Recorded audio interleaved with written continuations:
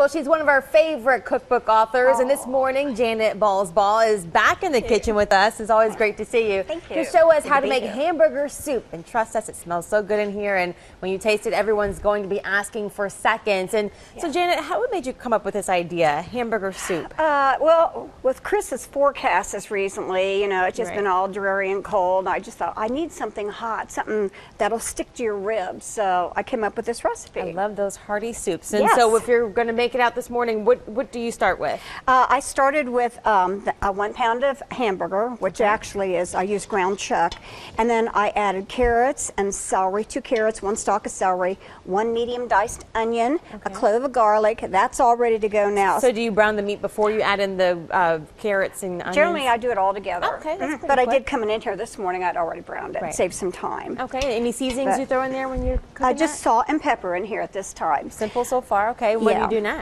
Now I just put in potatoes, and I've just been chopping and dropping.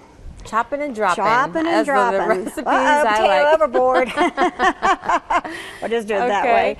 And then I have a cup of corn that I'm going to throw in. And can you use frozen for that? You can use frozen, yes. Frozen, I guess, or canned. Frozen or canned, yeah. Okay. And one tip, too, I have for everyone. On your vegetables, what you can do, if you say like you've got leftover corn or green beans or anything, what you can do is just take it. I have a container in my freezer and I just keep adding to it. Oh, nice. When it's full, you make soup. All right, perfect. These are fresh green beans, and I have blanched them and I have shocked them. It cost me like 30 cents, 29, 30 cents. You just use a handful, a good handful. Okay, so those are originally fresh green beans? Fresh green beans. You can use canned if you want. Okay. And this is a cup of V8 juice.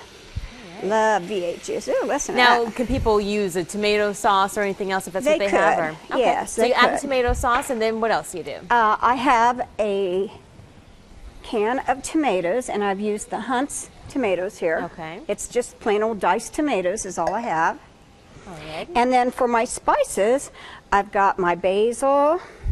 And if you're using dried herbs, you want to just kind of like rub them together. I've never tried that technique before. It helps release everything. So basil, and what's this that you're adding? This is seasoned salt, just good old seasoned salt. salt.